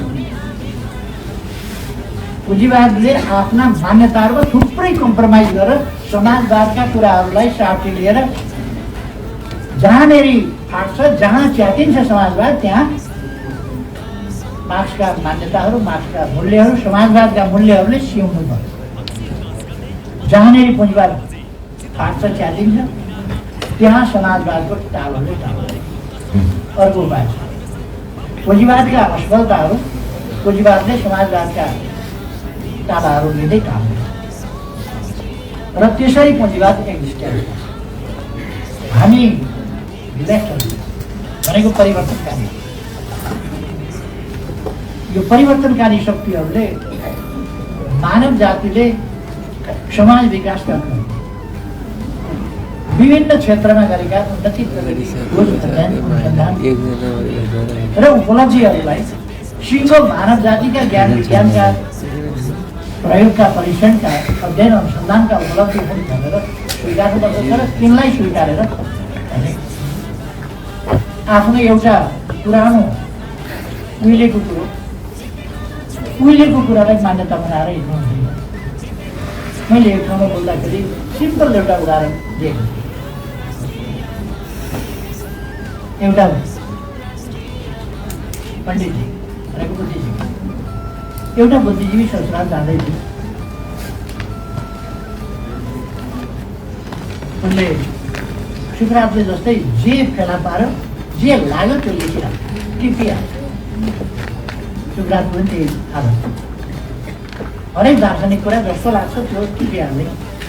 र दार्शनिकहरूले कहिले कहिले के गर्दा रहेछन् भने एउटा दार्शनिकको दुईवटा श्रीमती, एउटी चाहिँ 20 वर्षदेखि वर्ष बिहे गरेको, अर्को चाहिँ 34-35 उनी आफू पनि 34-35-40 कति पुगेर दार्शनिक। उसलाई लागेछ सबै कुरामा मलाई बोल्न, महिलाको दाँत कतिवटा हुन्छ, पुरुषको जति नै त हुन्छ, हेर्नु पऱ्यो भन्छ। मन परेको श्रीमती घरैमा कान्छी यहाँ आऊ भन्छ, कान्छी आयो कहाँ गएर त हेर्नु दाँत गर्ने, दाँत त 28 आफ्ना दाँत गरे, आफ्नो साथीको दाँत गरे, अर्काको दाँत गरे, सबैका 32।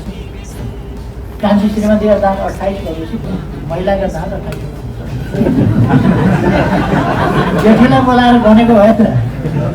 कहिले कहिले यस्ता ध्यानका निष्कर्षहरू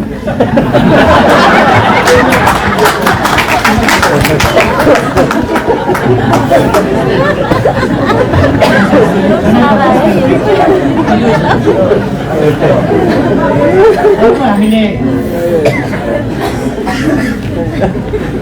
ज्ञानका सिद्धान्तमा यहाँसम्म सीमा हो भन्ने ठान्नु पर्यो। अघि म भन्दै थिएँ एउटा पण्डितजी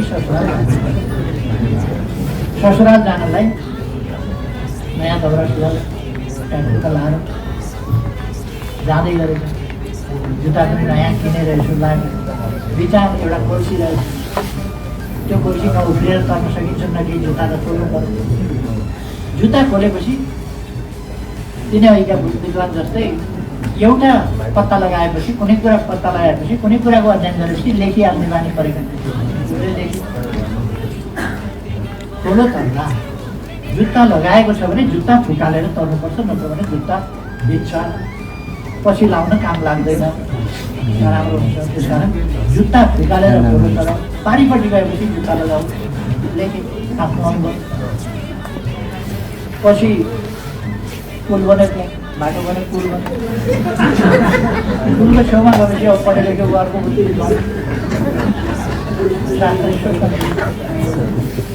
ठुलो तर्दा जुत्ता फुकालेर पारी गएपछि लगाउ भने पुलबारीपट्टि बसेर जुत्ता गरेर पारी गर्यो, किनभने उसले शास्त्रको पालना गर्यो, गोर्खाका अनुभवहरूको उसले पालना गर्यो। अनि पछि त्यो बाटोमा चाहिँ बस पनि बोल्न थाल्यो। बस चढेर हिँड्दा हिँड्दै झ्यालबाट देखेर आयो पुल, आएपछि उसले हतार जुत्ता खोल्यो, पारिपट्टि पुगेपछि हतार शास्त्रको ज्ञानको प्रयोग त्यसरी गर्छ। एउटा समयमा बाटो नबन्नु, त्यो पुल नबन्दाखेरिको त्यो कुरा थियो। पुल बनिसक्यो, बस चलिसक्यो, बसमा चढेर वारिपट्टि जुत्ता खोले, पारिपट्टि लाउने, यो खालको शास्त्र फलो गर्नुपर्ने जरुरी छ। शास्त्र त्यसरी मान्छ होइन। शास्त्र त्यति बेलाको शास्त्र के हो, आजको शास्त्र चाहे मार्क्सवादकै कुरा होस्, चाहे लेनिनवादको कुरा होस्, चाहे जुनसुकै विज्ञान प्रविधिको विकासको कुरा होस्, अस्तिसम्म भन्नु टेलिफोन कत्रो ठुलो कुरा थियो। टेलिफोन पछि एउटा खुङ्रे आयो, त्यो कर्डलेस, त्यो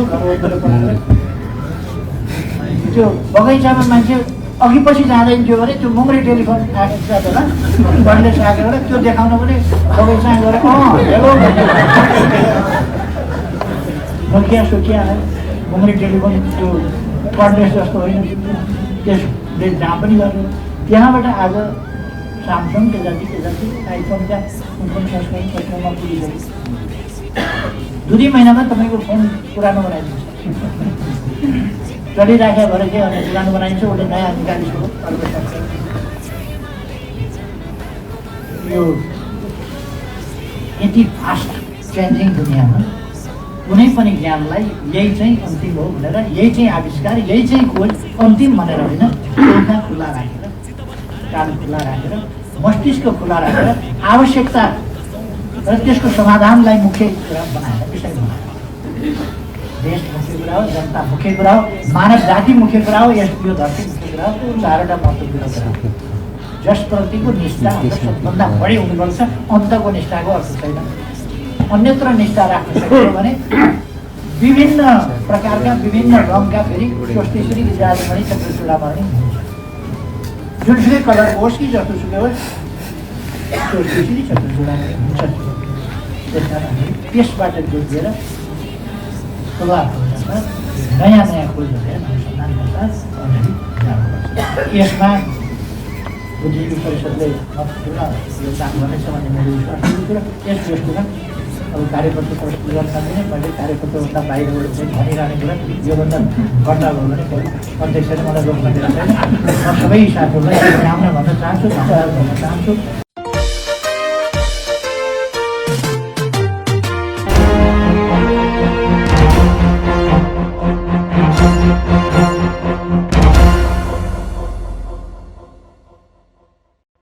नेकपा एमालेको 10औं राष्ट्रिय महाधिवेशनमा कस्तो किसिमको तयारीहरू भइरहेको छ लगायतको विषयमा चासो गर्दै यहाँ नदी किनारमा मञ्च व्यवस्थापन भइरहेको छेउमा आइपुगेर यहाँ हेरिरहेका छन् र भोलि कति मान्छे यहाँ भेला हुने सवालमा सबैले कालीखोजी गरिरहेको हामीले पायौँ। र यति बेला नेकपा एमालेको 10औं राष्ट्रिय महाधिवेशनको सन्दर्भलाई लिएर चितवन एमालेमय बनेको छ।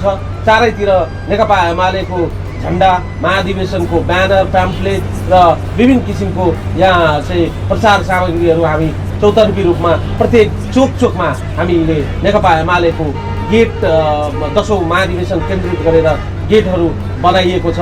भोलि हुने चितवनमा भिडभाडलाई चाहिँ व्यवस्थापन गर्नको लागि प्रहरी व्यवस्थापन पनि गरिएको छ। त्यसै गरी भोलि देशभरिबाट आउने नेकपा एमालेका कार्यकर्ताहरूको लागि गाडी व्यवस्थापन कसरी गर्ने, कताबाट आएको गाडी र कुन दिशातर्फ व्यवस्थापन गर्ने लगायतका विषयमा अहिले चौतर्फी रूपमा काम भइरहेको छ। र हामी यसै सन्दर्भमा अहिले एकजना प्रमुख व्यक्तित्व यो जनपरिचालन उपसमितिको सहसंयोजक पनि हुनुहुन्छ, त्यसै गरी पार्टीको बागमती प्रदेशको अध्यक्ष पनि हुनुहुन्छ र मूल व्यवस्थापन समितिको सदस्य, पार्टीको केन्द्रीय सदस्य आनन्द पोखरेल पूर्व मन्त्री पनि हुनुहुन्थ्यो। उहाँलाई हामी अहिले निम्त्याएका छौँ हाम्रो यो विशेष संवादमा। उहाँलाई कार्यक्रममा स्वागत गरौँ र तयारीको बारेमा उहाँसँग कुराकानी गरौँ। कमरेड, यहाँलाई स्वागत गर्न चाहन्छु कार्यक्रममा। धन्यवाद। कस्तो तयारी भइराखेको छ? तपाईँ आफै उपसंयोजक हुनुहुन्छ जनपरिचालन समितिको, त्यहीबाट सुरु गरौँ न। तपाईँले आफूले भनिरहँदा, पृष्ठपोषण गरिरहँदा जे कुरा उठाउनु भएको छ ठ्याक्कै तपाईँकै लाइनमा हामी अगाडि बढिरहेका छौँ। आज तपाईँ र म अहिले हामी जो कार्यक्रम हुँदैछ भोलिको उद्घाटन सत्र, त्यही सत्रको प्राङ्गणमा बसेर कुराकानी गरिरहेको सन्दर्भमा हामीले यो 10औं राष्ट्रिय महाधिवेशनलाई दुई कुराले महत्त्वपूर्ण ढङ्गले हेरेका छौँ। हामीले विगतमै असोज 15 देखि 17 गतेसम्म विधान महाधिवेशन गऱ्यौँ। विधान महाधिवेशन नीति कार्यक्रम सबै पास गरिसकेका छौँ। आजको यो महाधिवेशनको कार्यभार दुईवटा हो, एउटा जनपरिचालन र दोस्रो निर्वाचन। त्यसकारण हामीले महत्त्वपूर्ण कार्यभार जनपरिचालनको कार्यभारलाई भोलि हामीले यहाँ प्रदर्शन गर्नुपर्नेछ। त्यसलाई दृष्टिगत गरेर हामीले सिङ्गो मुलुकबाट 77 जिल्लाबाट प्रतिनिधिहरू क्रमशः आउन सुरुवात भइसकेको छ। प्रतिनिधि हाम्रो 2297 जना प्रतिनिधिहरू हुनुहुन्छ र त्यसको साथसाथै हामी भोलि उद्घाटन सत्रमा 5 लाख जनपरिचालन गर्ने हाम्रो लक्ष्य छ। त्यो लक्ष्यको बारेमा तपाईँलाई बताइरहँदाखेरि 5 लाख मूल्य हामीले सामान्य ठानेका छौँ। किन सामान्य ठानेका छौँ? हामीसँग 8,55,000 पार्टी सदस्य छन्। यदि 8,55,000 पार्टी सदस्यमा एकजना लियो भने 16 लाख हुन्छ। तर हामी त्यतातिर गएका छैनौँ, किन दूरीको हिसाबले बागमती प्रदेशलाई केन्द्रबिन्दु बनाएर बागमती प्रदेशमा हामीसँग 1,75,000 पार्टी सङ्गठित सदस्य छन्, नवीकृत सङ्गठित सदस्य छन् र 1,75,000 पार्टी सङ्गठित सदस्यलाई मात्रै परिचालन गऱ्यौँ भने, एकजना गऱ्यौँ भने पनि हामीसँग कम्तीमा 2.5 लाखको हाराहारीमा सहभागिता रहन सक्छ। त्यसलाई दृष्टिगत गरेर बागमती प्रदेशबाट 3 लाख मान्छे उपस्थिति बढाउने गरी मैले कार्ययोजना बनाएको छु। तपाईँले अघि नै भन्नुभयो, मूल व्यवस्थापन समितिको सदस्य र र जनपरिचालनको सहसंयोजक। यसको अलावा बागमती प्रदेशको चाहिँ जनपरिचालनको म संयोजक हुँ प्रदेशको अध्यक्षको हैसियतले। त्यसले गर्दा हामीले 979 सदस्य जनपरिचालन कमिटी बागमतीमा बनाएका छौँ र सिङ्गो बागमतीका 13 जिल्लालाई भाग लागेका छौँ। 13 जिल्ला भाग लाग्दाखेरि यो चितवन जहाँ हामी महाधिवेशन आयोजना गरेछौँ यहाँबाट 75 देखि 1 लाख मान्छे सहभागी हुन्छन्। त्यही ढङ्गको तयारी छ। प्रत्येक तहमा यहाँका पार्टी कार्य घर घर दैलोमा गएका छन्। त्यही उत्साह प्राप्त भएको छ नम्बर 1। नम्बर 2 दोस्रो हाम्रो ठुलो इन्टेक मकानपुर लिएका छौँ। मकानपुरबाट हामीसँग करिब 35,000 मान्छे उपस्थित छ। त्यही ढङ्गको तयारी छ। अहिले भर्खर पनि मकानपुरको पार्टी त्यसको कुरा गरिरहेको थिएँ। त्यसपछि दोस्रो इन्टेकको रूपमा हामीले बागमतीको धादिङ त्यहाँबाट 15,000 हामी जनपरिचालन गर्छौँ। त्यसपछि सिन्धुली पनि नजिकै छ। भित्री मधेस जनताको सहभागिता राम्रो त्यहाँबाट 15,000 गर्छौँ। त्यसै गरी हामीले काठमाडौँ उपत्यकाको 3वटा जिल्ला भक्तपुर ललितपुर र काठमाडौँलाई हामीले प्रत्येक निर्वाचन क्षेत्रको सालाखाला 3,000 दरले मान्छे परिचालन गर्ने योजनामा छौँ। त्यहाँबाट 50,000 आउँछन् र सिन्धुपाल्चोकबाट 7,000, काभ्रेबाट 10,000, त्यसै गरी नुवाकोटबाट 8,000, रसुवाबाट 5,000, दोलखा रामेछापबाट 2,000 दरले मान्छे सहभागी हुन्छ। र काठमाडौँभित्र नै अर्को हाम्रो विशेष बागमती विशेष प्रदेश छ। त्यसै जनवर्गीय सङ्गठनहरू छन्। जनवर्गीय छन् 21वटा जनवर्गीय सङ्गठन विशेष प्रदेश छ। यीबाट 50,000 अनेरा सबै युवा सङ्घ, खेलकुद महासङ्घ, अनेम सङ्घ, किसान सङ्घ, आदिवासी जनजाति महासङ्घबाट 50,000 जनसहभागिता हुने लक्ष्य लिएको छ। त्यही अनुसार तयारी छ। त्यसकारण बागमतीबाटै 3 लाख मान्छेको सहभागिता हुन्छ र हामीले 2 नम्बर प्रदेशबाट 1 लाखको अपेक्षा गर्छौँ। त्यही अनुसार 2 नम्बर प्रदेश लागेको छ। गण्डकी प्रदेशबाट 50,000, त्यसै गरी लुम्बिनीबाट 75,000, अरू दायाँ बायाँ 1 नम्बरबाट 25,000, अरू चाहिँ भोलिन्टियरली त्यहाँभन्दा बाहेकको मान्छे भोलिन्टियरले आउने गरी यसरी 5 लाखको मान्छे परिचालन हुन्छ। त्यही अनुसार बसहरूको अनि मोटरसाइकलहरूको तपाईँलाई उदाहरण दिउँ, चितवनमा 7,000 त हाम्रो पार्टी कार्यकर्ता मोटरसाइकल हुँदा छन्। त्यसमा 2 जना आयो भने 14,000 त त्यसै आउने स्थिति बनिसकेको छ। त्यसको कारणले गर्दा 5 लाख मान्छे उठाउनु परिचालन गरी नेकपा एमाले त्यति ठुलो समस्या हुँदैन। त्यो मान्छे नारायणगढबाट आउँछ भन्ने मैले विश्वास दिएको छु। तपाईँले भने जस्तै नारायणी किनारमा नारायणीको ठिक दक्षिणतिर तपाईँहरूले मञ्च बनाइरहँदा म बिहान तपाईँहरूको यो सबै कुरा हेऱ्यौँ, कुराकानी गऱ्यौँ। हामी केही त्यहाँको व्यवस्थापक समितिहरूसँग पनि कुराकानी गऱ्यौँ, त्यहाँका भोलिन्टियर्सहरूसँग पनि कुराकानी गऱ्यौँ। तपाईँहरूले जुन अपेक्षा गर्नुभएको छ धेरै मान्छे आउँछन् भनेर, सबै आँट्छन् यहाँ हटाउँछन्? तपाईँले अत्यन्त महत्त्वपूर्ण प्रश्न गर्नुभयो। यो उसमा मासमा पुलदेखि मञ्चको क्षेत्रलाई हामीले मान्छे सहभागिता इन्टेकको रूपमा मानेका छौँ र इन्टेकको रूपमा मान्दाखेरि यो प्राङ्गणमा सिधै जे गर्छ यसको एरिया क्यालकुलेसन गर्दाखेरि 3 लाख मान्छे यहाँ अट्छ हो। 3 लाख मान्छे अट्छ। त्यसपछि साइडमा यो अहिले तपाईँले त्यो होटलहरू चलाइरहेको छ त्यो पनि हामी खाली गर्छौँ। त्यसपछि अर्को कुरामा आमसभामा मान्छे आउने जाने पनि गर्छ। हामीले यहाँ 10वटा डिस्प्ले राखेका छौँ।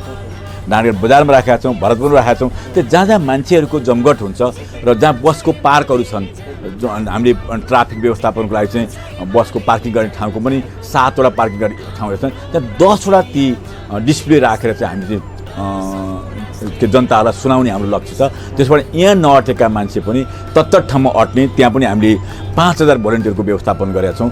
5,000 भोलिन्टियरलाई परिचालन गरेर ती ठाउँमा मान्छे परिचालन गरेर हामीले आमसभालाई सुनाउने गर्छौँ। मान्छे कोही जान्छ, कोही आउँछ, आफ्नो ठाउँबाट सुन्छ। त्यसो भएको कारणले गर्दा यहाँ 5,000को लागि तपाईँले भनेपछि सबै नअट्ने यो प्राङ्गणमा नअट्ने कुरा छन्, तर समग्र 5,000 मान्छेलाई सुनाउने गरी हामी व्यवस्थापन गर्छौँ। जस्तै तपाईँले भन्नुभयो जस्तै यहाँ मात्रै होइन कि बजारमा पनि तपाईँहरूले ठाउँ ठाउँमा डिस्प्ले राख्ने, साउन्ड सिस्टम राख्ने र बजारतिरै पनि भिडभाडलाई चाहिँ त्यही चाहिँ जो जहाँ छन् त्यहीबाट चाहिँ यहाँको उद्घाटन सत्रलाई हेर्न पाउने छन्। त्यसो भए एकदमै त्यो हेर्न पाउने छन्। हामीले यसलाई जनपरिचालनलाई किन विगत विधान महाधिवेशनमा हामीले जनपरिचालन गरेनौँ।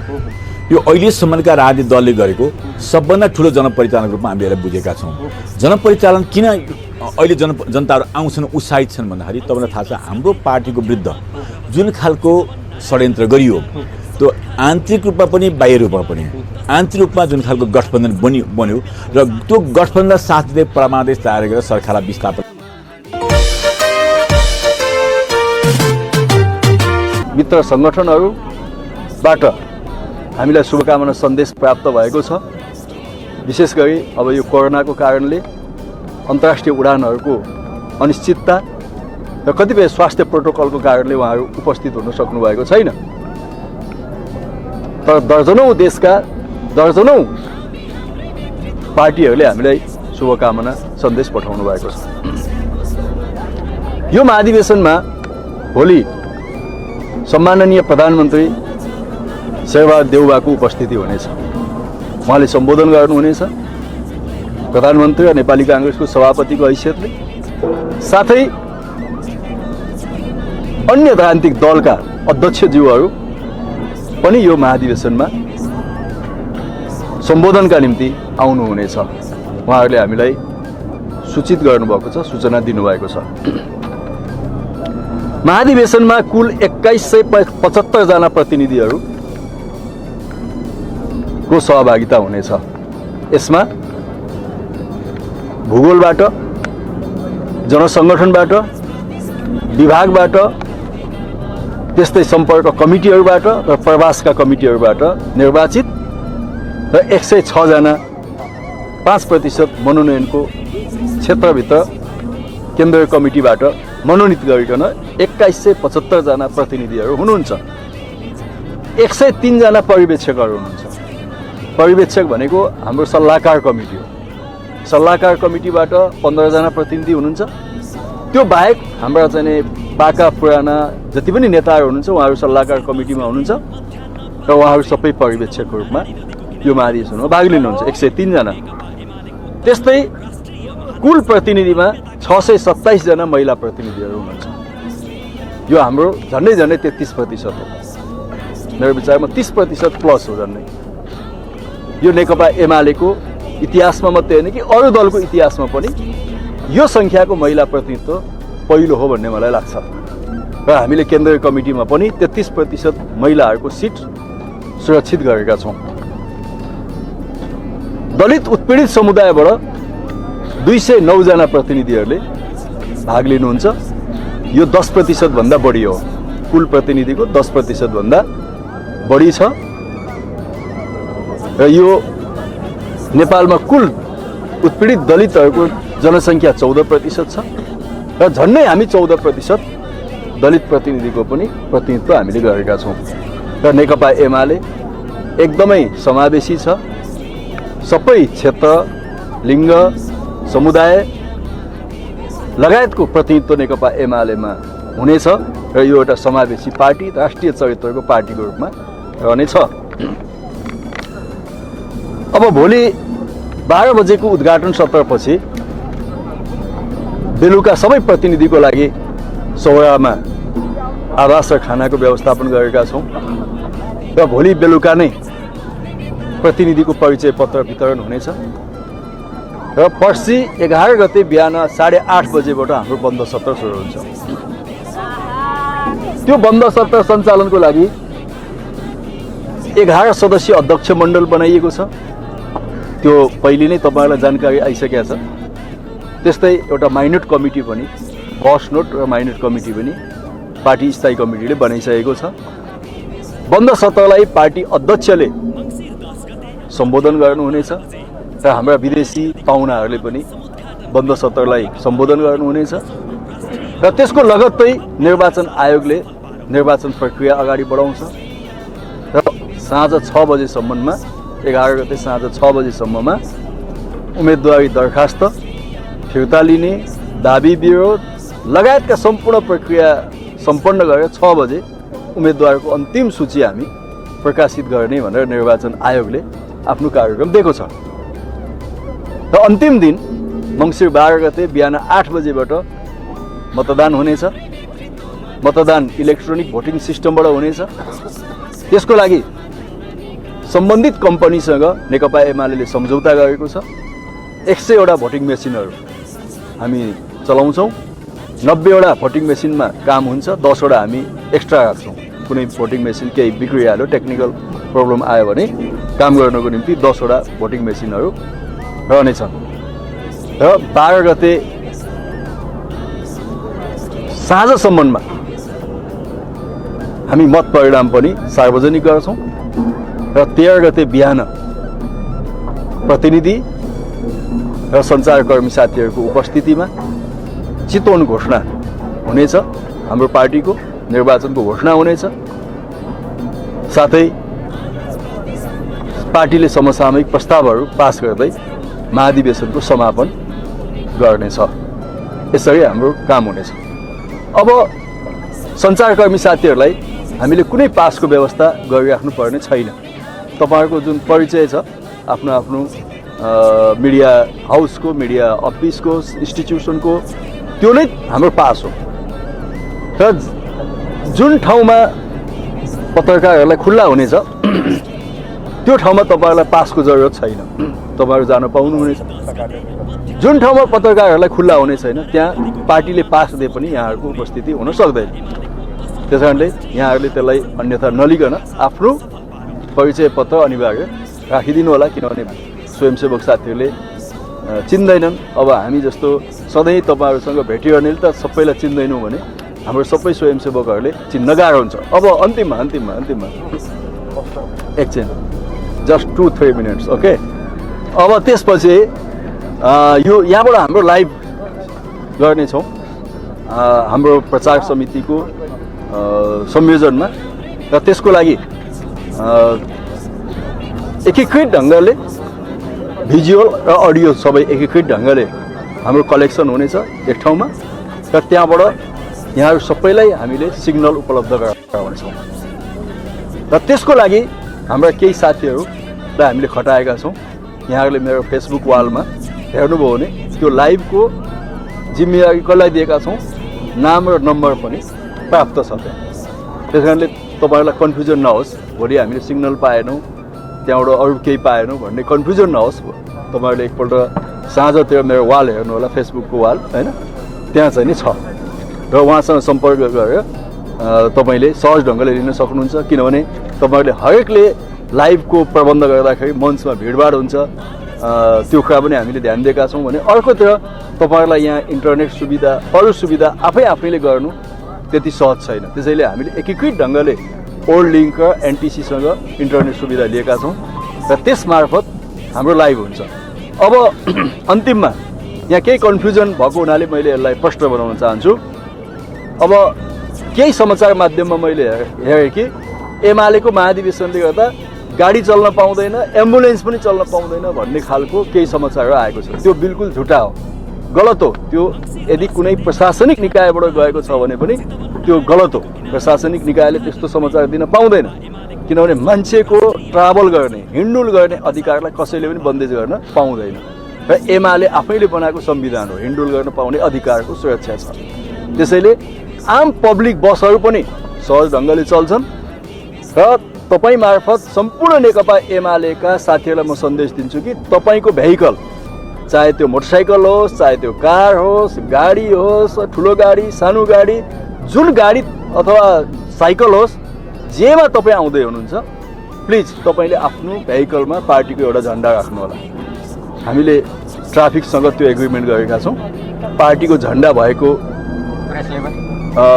प्रेसले त आफ्नो प्रेस भइहाल्यो, प्रेसलाई किन समस्या भयो? तपाईँहरूलाई कसैले छेक्छ र? हामीलाई छेक्छ भयो, तपाईँलाई त छेक्दैन होइन। चौथो अङ्ग भन्नेलाई पनि छेक्छ कहीँ। त्यसैले नेकपा एमालेको लागि यो सन्देश तपाईँहरू मार्फत पनि म दिन्छु। गाडीमा पार्टीको एउटा झन्डा, सूर्य चिन्ह, लोगो केही न केही राखेर आउनु होला। सहज ढङ्गले ट्राफिकहरूले त्यसलाई व्यवस्थित गर्नुहुन्छ। 5000 भोलिन्टियर भोलि उद्घाटन समारोहमा खट्नुहुन्छ। हाम्रो राजमार्गमा भोलिन्टियरहरू हुनुहुन्छ, सबै ठाउँमा उहाँहरूले सहजीकरण गर्नुहुन्छ। साथसाथै एमालेको गाडी बाहेक अथवा यो आमसभामा आउने, यो उद्घाटन समारोहमा आउने गाडी बाहेक पनि पब्लिक गाडीहरूलाई पनि एमालेका स्वयंसेवकहरूले सहजीकरण गर्छन्। हाम्रो अनुरोध यति के छ भने भोलि एक दिन ठुला हेभी लोडेड गाडीहरू, अलिक ठुला ट्रकहरू, मालवाहक गाडीहरू सकेसम्म हाइवेमा नल्याइदिनुहोस्। भोलि एक दिन हामीले यो भनेको छौँ, पब्लिक गाडीलाई होइन, फेरि पनि कन्फ्युजन नहोस्। मालवाहक ठुला गाडीहरूको सन्दर्भमा हामीले यो भनेका छौँ। यी गाडीहरू भोलि नचलुन्, हाम्रो भनाइ यति हो। हामीसँग भएकै छैन, उहाँहरूले कसरी सम्प्रेषण गर्नु? जस्तो पार्टी अध्यक्षले विदेशी पाहुनालाई रात्रिकालीन भोज गराउने, जङ्गल सफारी गराउने भन्ने पनि के सुनिएको थियो, यो चाहिँ के हो खास? त्यो हामी जानकारी गराउँछौँ, त्यो सबै प्रोग्रामहरू दिनदिनै गराउँछौँ। आज सबै त्यो मञ्चमा पार्टी अध्यक्षको सम्बोधन भइहाल्छ, त्यसपछि हाम्रा हुन्छ अब होला आधा दर्जन जति राजनीतिक दल अरू सबै राजनीतिक दलहरूलाई हामीले त्यसपछि तपाईँको महन्त ठाकुरजी आउनुहुन्छ, प्रचण्डजी हामीले देखेकै छौँ, सम्भवतः आउनु होला, उहाँको निर्वाचन क्षेत्रै हो। हामी त आशा गर्छौँ उहाँको निर्वाचन क्षेत्रमा आएर चाहिँ क्षेत्र भन्नाले उहाँको जिल्ला भनौँ न, जिल्लामा आएर हामीलाई शुभेच्छा दिनु होला भन्ने हामी आशा गरेका छौँ। आउनु होला उहाँ पनि। प्रतिनिधिहरू चाहिँ भोलि मात्रै सौरा जाने हो कि प्रतिनिधिहरूलाई भोलि बेलुकादेखिको व्यवस्था छ। आज पनि आज आउनु भने उहाँ आफ्नो हिसाबले बस्नुहुन्छ। सामान्य खाले एग्रिमेन्ट भएर लाग्नु म्याथ दिइसक्नु भएको छ होटेल व्यवसायीहरूलाई कति 7.5 करोडमा मञ्च, तपाईँको जनसभा अनि प्रतिनिधिहरूलाई खाने प्रचार होइन, विदेशको सत्कार लगायतका सम्पूर्ण छपाई मसलन्द छपाईहरू लगायतको अब यो स्वयंसेवक खर्च होइन, यी सबै गरेर हामी करिब 7.5 करोड जति खर्च गर्छौँ। यो रकम चाहिँ 100 छोटै उठ्यो। यो रकम हाम्रो चाहिँ पार्टीको आन्तरिक हो। यसपटक हेर्नुभयो होला कसैसँग पनि हामीले पब्लिकली चन्दा कल, पार्टीका सदस्यहरूबाट 100 रुपियाँ र पार्टी सदस्यता शुल्क लेबी र प्रतिनिधिको इन्ट्री फी हुन्छ। जस्तो आयोजक स्वतः आयोजकले 3000 बुझाउनुपर्छ, प्रतिनिधिहरूले 2000 बुझाउनुपर्छ। कङ्ग्रेस पार्टीको कार्यक्रममा धेरै तामझामै धेरै खर्चिलो भयो भन्ने लाग्दैन। अनि कुनमा चाहिँ तामझाम हुँदैन त? अलिअलि तामझाम हुन्छ। यत्रो उत्सव हो, माहौल हो होइन, हामी चाहिँ मलामी गएका होइनौँ नि त। यो त एकदमै उत्सव हो नि, उत्सवमा त गर्नुपर्छ, अलिअलि खर्च गर्नुपर्छ। तपाईँले पनि केही दिनुभएको छ हामीलाई खर्च दिएको छ नि, यत्रो श्रम गरे, तपाईँको कम खर्च भएको छ। समाचार पठाइदिनुहुन्छ सित्तैमा, कम खर्च गर्नुभएको छ तपाईँले। स्वयंसेवक 5000 स्वयंसेवक यहाँ भूमिका अब यो सभालाई सुरक्षाको कुरा होइन, त्यसपछि हाइवेमा ट्राफिक समस्यालाई हल गर्ने, जुलुसलाई व्यवस्थित गरेर ल्याउने लगायतका कामहरू हुन्छ। बन्द सत्रमा ठ्याक्कै के हुन्छ? बन्द सत्रमा ठ्याक्कै त भने त अघि मैले, अध्यक्षले सम्बोधन गर्ने, विदेशी अतिथिले सम्बोधन गर्ने। आयरल्यान्डको सङ्गठन यहाँको नाम धेरै सुन्नुभएको छ, पार्टी सिन्फिन इन्टरनेसनल, फ्रेन्च कम्युनिस्ट पार्टीले पठाएको छ, चाइनिज कम्युनिस्ट पार्टी मैले अघि नै भने, त्यसपछि जर्मन सोसियल डेमोक्रेटिक पार्टीले पनि हाम्रो सम्मेलन सफलताको त्यसको सभापति पठाउनु भएको छ। त्यसै गरी यो टर्कीको रुलिङ पार्टी जसलाई एके पार्टी भनेर भनिन्छ त्यहाँ, त्यो एके पार्टीको तर्फबाट पनि हामीलाई शुभकामना सन्देश प्राप्त भएको छ। त्यसै गरी communist party of communist of Russia भन्ने त्यहाँको वामपन्थी पार्टीले पठाएको छ। त्यसपछि federal assembly of the Russian फेडरेसनको एकजना प्रोमिनेन्ट मेम्बर हुनुहुन्छ दुमामा, यो चाहिँ पुटिनको पार्टीको, उहाँले पनि हामीलाई शुभकामना सन्देश पठाउनु भएको छ। लेफ्ट पार्टी जर्मनीले शुभकामना सन्देश पठाएको छ। रिभोल्युसनरी वर्कर्स पार्टी बङ्गलादेशले हामीलाई शुभकामना सन्देश पठाएको छ। अल इन्डिया फरवर्ड ब्लकले हामीलाई शुभकामना सन्देश प्राप्त भएको छ। त्यसै गरी हामीलाई अल रसियन पोलिटिकल पार्टी जसलाई युनाइटेड रसिया भनिन्छ छोटकरीमा, पुटिनको पार्टी, त्यसको सभापतिले हामीलाई शुभकामना सन्देश पठाउनु भएको छ। यसरी यी राजनीतिक दलहरू र अरू केही चाहिँ हामीले शुभकामना सन्देश आउने क्रममा नै रहेको कुरा म यहाँहरूलाई जानकारी गराउन चाहन्छु। खास गरी भियतनाम र अरू 1-2वटा देशले अहिले हामी ब्राजिल लगायतका मुलुकहरूले हामी पठाउँदैछौँ भनेर खबर पठाउनु भएको छ। र सहभागिता र शुभकामना सन्देश अहिलेसम्म हामीलाई प्राप्त भएको कुरा मैले यहाँहरूको बिचमा जानकारीका लागि विदेशी राजदूतहरूलाई हामीले निमन्त्रणा गरेका छौँ। अब उहाँहरूले केहीले चाहिँ हामी बाहिर छौँ आउन सक्दैनौँ भन्नुभएको छ, केहीले आउँछु भन्नुभएको छ, त्यसको सबै डिटेल चाहिँ हामीलाई आइसकेको छ।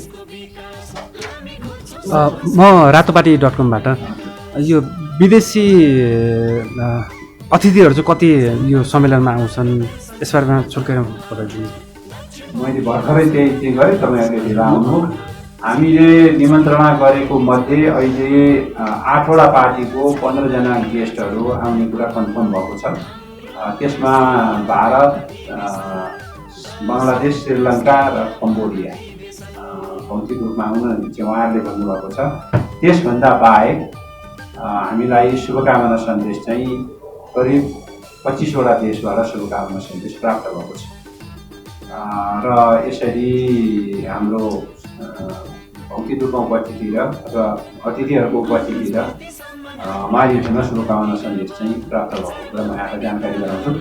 जापानिज कम्युनिस्ट पार्टी पनि हामीलाई शुभकामना सन्देश पठाउँछु भनेको छ।